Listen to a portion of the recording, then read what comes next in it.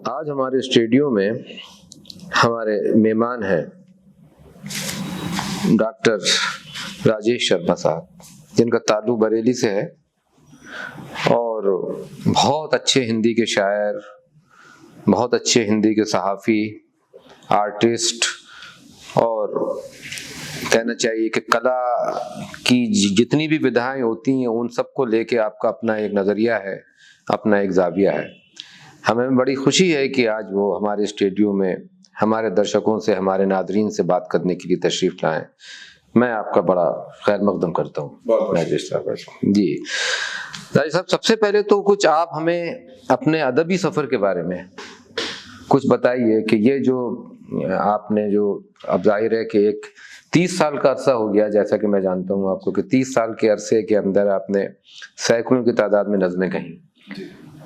तो ये नज़में लिखने का पूरा जो मुहरिक है, या ये कहना चाहिए कि ये कहाँ से ये आपको लत लगी, ये शौक़ लगी, ये शौक़ जो कि कभी कभी इंसान को बिगाड़ देता है और जीने लायक नहीं रहता, और जिस तरह की ज़िंदगी होती है उसको जीने नहीं, बिल्कुल ठीक फरमा रहे हैं आप। जीने लायक नहीं छोड़ता और दम सा घुटने लगता है जब तक आप कुछ कहें ना।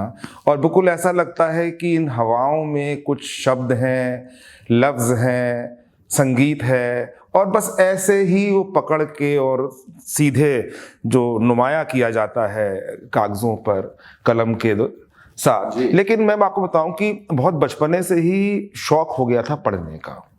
और हमारे घर में जब मेहमान आया करते थे तो हम उनको पकड़ के, जो होता नहीं है कि चलते वक्त कुछ पैसे वैसे दिए जाते हैं, तो हम कहते थे पैसे मत दीजिए, कुछ किताब खरीदवा दीजिए, है ना। तो वो सब में मुझे याद है नील घाटी का दैत्य और इस तरह की कुछ चीज़ें शुरू थी, बहुत बचपने की। और लोटपोट भी पढ़ी, चंपक भी पढ़ी, लेकिन उसमें जो अफसाने थे और जो कविताएं थी वो ज़्यादा हॉन्ट करती थी, ज़्यादा वो करती थी। तो वो सिलसिला रहा। फिर धीरे धीरे समझ में आया लिटरेचर क्या है, और सबसे पहली चीज़ मैंने भगवती चरण वर्मा की रेखा पढ़ी। और रेखा भगवती चरण वर्मा की रेखा भी थी। तो इस नाम से मैं नहीं वाकिफ, मैं इनका जो उपन्यास है चित्रलेखा। जी, चित्रलेखा तो उनका बहुत ही फेमस उपन्यास है, और लखनऊ में चित्रलेखा के नाम से उनका घर भी है। जी ना। लेकिन रेखा भी उनका कोई, हाँ, रेखा भी उनका उपन्यास था। पहले वो मेरे हाथ में आया अचानक से, किसी सिलसिले से आ गया, तो वो मैंने पढ़ा, उसने मुझे बहुत ही मुतासिर किया, और मैंने सोचा कि इस तरह कुछ और भी लिखा हुआ होगा। फिर जब मैं उस दुनिया में गया तो बहुत सारी चीज़ें थी, और मुझे याद है कि मैं 6th क्लास में था, और तब मैंने VPP से एक सेट मंगाया था जिसमें महाश्वेता देवी की किताबें थीं, श्री श्री गणेश महिमा, शाल गिरह की पुकार पर। शुरुआत मेरी हिंदी से हुई, लेकिन चूंकि हिंदी और उर्दू गंगा जमनी तहजीब है, एक लहजा है, और उर्दू ने मुझे बहुत अपनी तरफ आकर्षित किया। और फिर मैंने बाद में उर्दू लिपि भी सीखी, भाषा भी सीखी, और उमराव जान फिर मैंने उर्दू में पढ़ा। अच्छा, जी हाँ, पूरा उर्दू में पढ़ा। फिर उमराव जान उर्दू में पढ़ा, लेकिन वो बहुत प्रैक्टिस ना रहने की वजह से उर्दू मेरी उतनी कामयाब नहीं रही, है ना। मैंने ये भी सुना था कि मतलब बंगाली के जो राइटर्स होते थे, तो कुछ हिंदी वाले जो है बंगाली सीखते थे बंगाली किताबें पढ़ने के लिए, तो वो भी एक था। लेकिन धीरे धीरे ये सिलसिला चलता रहा, और फिर कुछ कहने का मन भी होने लगा, कुछ लिखने का मन भी होने लगा, और वो सफ़र निकल पड़ा, और वो सफ़र फिर आज भी चल रहा है। आमतौर से जो आप नज़में लिखते हैं या जो लिखते आए हैं, तो जो आपका नज़म लिखने का सफ़र था, अब 30 साल का सफ़र हो गया है, तो क्या तब्दीली आप महसूस करते हैं कि जब आपने शुरुआत की थी नज़में लिखने की? जाहिर है कि ख़ास उम्र होती है, ख़ास एज होती है, उसमें कुछ दूसरी किस्म की कैफियत होती हैं, दूसरे किस्म के जज्बे होते हैं, प्रायोरिटीज़ आपकी अलग होती हैं, वो कुछ बदली हैं। तो आपका क्या मतलब, हालांकि ये सवाल कोई मैं बहुत ज़्यादा जायज़ नहीं समझता हूँ करना, लेकिन इंटरव्यू के पर्पस से थोड़ा सा मैं ये कहना चाहता हूँ, उस पर्पस से कि बुनियादी थीम आपका क्या रहा था शुरू में, क्या वो थीम बदला है या वो थीम आज भी है? मेरे लिए जो है ह्यूमन साइकोलॉजी है, एक इंसान की जो भावनाएं हैं, ये पहले समय से ही मुझ में समाई रहती थी। मैं उन पर ज़्यादा गौर करता था, ज़्यादा देखता था, ज़्यादा लिखता था। मैं अक्सर रेलवे स्टेशन चला जाया करता था बगैर किसी मकसद के, एक कोने में बैठ जाता था और लोगों को आते जाते देखता था।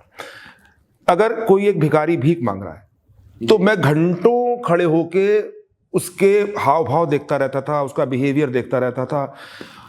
मुझे लगता है कि इंसानी कमज़ोरियाँ, इंसानी खूबियाँ, इंसान की अपनी भावनाएं, इंसान का काम करने का ढंग, ये मुझे ज़्यादा अपनी तरफ आकर्षित करता था। और ये सबके साथ होता है कि जब शुरुआत आप करते हैं किसी चीज़ की तो बहुत बढ़िया काम उस समय नहीं होना था, धीरे धीरे मजता है, धीरे धीरे। नहीं, शायरी में तो मेरा ख्याल है ये कि जब ये शायरी जो है वो जज्बे से लिखी जाती है, और शायरी में ख्याल की अहमियत अपनी जगह है, लेकिन जो ताकत आती है वो जज्बे से आती है। और जज्बों को एक खास उम्र के बाद नींद आने लगती है और हम इतने पक्के हो जाते हैं, इतने दुनियादार हो जाते हैं, धीरे धीरे मतलब हम गुस्सा करना भी भूल जाते हैं। मोहब्बत करना तो बहुत दूर की बात है, वो तो भूल ही आते हैं। वो मोहब्बत को तो पता नहीं कौन से अंधेरे लॉकर में रख के कब के भूल जाते हैं हम एक खास एज पे आके। लेकिन धीरे धीरे हम गुस्सा भी करना भूल जाते हैं, प्रोटेस्ट करना भी भूल जाते हैं। एक फनकार है, मगर वो एक कलाकार और ख़ास तौर से एक शायर है जो कि शायद जिंदगी भर जज्बों की महफिल अपने साथ सजाए रखता है।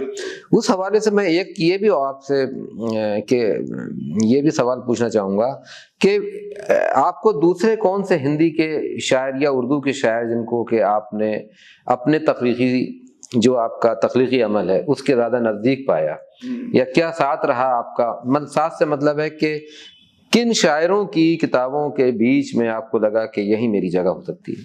देखिए, मैंने गालिब को भी पढ़ा, मीर को भी पढ़ा, फैज़ को भी पढ़ा। मुझे ऐसा भी लगा कि गालिब साहब जो है जी, वो दिल से ज़्यादा दिमाग के शायर थे जी, है ना, और उन्होंने अपनी चीज़ों को बहुत ही सहेज के रखा था। और इस बात को मेरी तब भी बल मिला जब मेरी वसीम साहब से बात हुई। और हिंदी में तो मैं तमाम लोगों से खुद भी मिला, चाहे अफसारा निगार रहे हों। मैं आपको बताऊं कि महादेवी वर्मा कवित्री थी और लिखती। मैं बता रहा हूँ, मैं मतलब उन्होंने मुझे खाना खिलाया और जब हाथ धुलाने का मौका आया तो उन्होंने लोटे से हाथ धुलवाए, और जब कपड़ा नहीं था तो उन्होंने अपना पल्लू आए कर दिया और मैंने उनके पल्लू से हाथ पोंछे। और उसके बाद अपनी 10वीं क्लास में जो हिंदी में उन पर निबंध आया था मैंने वो लिखा और मैंने उसमें वो संस्मरण वाक्य भी लिखा मैंने, ठीक है ना। तो ऐसे ही शिवानी के साथ, शिवानी ने मुझे बहुत सेब और अमरूद काट के खिलाए हैं, ठीक है ना। चौक में अमरनाथ नागर के घर में मेरा जाना आना बहुत रहता था और वो पान की पीक भरे हुए बड़ा गुड़गुड़ा के बोलते थे और बड़ा बढ़िया। ऐसे यशपाल जी की पत्नी, यशपाल जी से तो मेरा ज़्यादा मैंने उन्हें नहीं देखा, मैं उनके बाद घर पहुंचा, और यशपाल जी की पत्नी के मैं उस समय उनकी आंखें चली गई थी, दिखता नहीं था उनको, तो मैं उनके हाथ पकड़ के बैठता था तो मुझसे कहती थी क्या तुम मेरे हाथ पकड़ लेते हो? तो मैंने कहा देखिए, आप चंद्रशेखर आज़ाद को मोटू भैया कहती हैं, उन्होंने आपको गोली चलाना सिखाया, मैं आपके हाथों में चंद्रशेखर आज़ाद को महसूस करता हूँ, है ना। उन्हीं के घर में दुर्गा भाभी से मिला, भगवती चरण वोहरा की पत्नी से, जो भगत सिंह को लाहौर स्टेशन से बाहर निकाल के लाई थी, और पीछे जो कुली था उसके सर पे जो बक्सा रखा था उसमें पूरा असला भरा था और पूरी सिपाही लगे हुए थे लाहौर के उस स्टेशन पे, और दुर्गा भाभी निकाल लाई थी। तो मेरी खुशनसीबी रही कि मैं ऐसे लोगों से मिला। फिर भीष्म साहनी से मेरा बहुत अच्छा रहा, विष्णु प्रभाकर जी से रहा, राजेंद्र यादव से रहा, और मैं आपको बताऊं कि डॉक्टर शिवदान सिंह चौहान जी जी, उनका अंतिम साक्षात्कार फिर मैंने किया था। वो 100 बरस की जो आलोचना है उसमें दर्ज भी। जी जी, आपने इंटरव्यू की बात की, आपने साक्षात्कार की बात की, तो मुझे याद आया एक आपका नाम तो इस सिलसिले में मेरा ख्याल है कि वर्ल्ड बुक रिकॉर्ड में, या कहना चाहिए कि लिम्का बुक ऑफ रिकॉर्ड या लिम्का बुक ऑफ ईयर जो होती है उसमें शामिल कि 1400 साक्षात्कार की बात आपने मुझे मतलब ऑन स्क्रीन टेलीविजन। तो ये एक इतनी बड़ी तादाद है कि एक बार में तो विश्वसनीय भी नहीं मतलब समझ में आता। कुछ इनके बारे में बताइए कि इतना जुनूनी तरीके से आप साक्षात्कार ले क्यों रहे थे, और दूसरी बात के साक्षात्कार से आपको क्या हासिल होता था? मतलब सवाल ये कि इसमें भी क्या आपको कुछ ये लगता था कि जैसे एक अच्छी नज्म लिखना है तो क्या एक अच्छा इंटरव्यू लेना जो है वो एक अच्छी नज्म लिखने का बदल था? देखिए, अभी आपके सामने अंबानी बैठे हूँ, ठीक है ना, जी। और आपको मौका मिले उनका इंटरव्यू करने का। जी। तो उससे पहले जब आप उनसे बातचीत करेंगे या आप कैमरे के सामने बातचीत करेंगे तो आपको पूरे अधिकार होते हैं उनके बारे में सब कुछ जान लेने का। तो जब अच्छा इंटरव्यू उन्हीं का होता है जो उस लायक होते हैं, ठीक है ना। तो शख्सियतों का इंटरव्यू करना, मेरा एक प्रोग्राम था आपकी बात और एक प्रोग्राम था मेरा हेल्थ एंड केयर, तो लगभग 700 इंटरव्यूज तो मैंने मेडिकल की डिफरेंट फील्ड्स। ये मेरा ख्याल है बहुत ही कारआमद रहे कि आपने बड़े बड़े डॉक्टर्स और जो मेडिकल साइंस, हाँ मतलब आप सोचिए कि अगर पेनलेस डिलीवरी है तो उस पे भी है, आर्थोपेडिक के जितने सेक्शंस हो सकते हैं कि घुटने बदलने हैं, कूल्हे बदलने हैं, अर्थराइटिस क्या है, आर्थोपेडिक के बहुत सारे सेक्शन हैं, ऐसे ही गायनिक के बहुत सारे सेक्शन हैं। अब बच्चा पैदा होना है तो इस विधि से होना है, इस विधि से होना है। अब तो देखिए लोग अवेयर हो रहे हैं, ये काम मैंने लगभग 14 साल पहले किया तो मेडिकली अवेयरनेस भी उतनी नहीं थी और सबसे बड़ा मजा आता था शख्सियत के इंटरव्यूज करने में। और अगर मुझे उसमें अच्छा होता ऐसा था कि अभी आपने एक वकील का किया है, किसी बड़े वकील का, आप कानून की बातें कर रहे हैं, सेकंड इंटरव्यू आपको एक शायर का करना है, थर्ड इंटरव्यू हो सकता है आपको एक किन्नर का करना हो। तो वो वैरायटी होती है, मैंने दूरदर्शन के लिए भी की है, अपने चैनल्स के लिए भी की है, तो बहुत ही मज़ेदार दौर था और बहुत ही मैं उसको मिस भी करता हूँ कभी कभी। मुझे इस बात की खुशी है कि आप इतने ऑप्टिमिस्टिक हैं, आप इतने आशावादी हैं, आपको मतलब नहीं मुझे उम्मीद अभी से इतनी उम्मीद है, मुझे उम्मीद है। मैं बहुत बहुत मतलब शुक्रिया अदा करता हूँ आपका कि आप हमारे मतलब स्टूडियो में यहाँ पे तशरीफ लाए और आपने हमसे गुफ्तगू की और अपने बेशकीमत ख्यालात से हमें नवाजा। बहुत बहुत शुक्रिया। आप सबका शुक्रिया।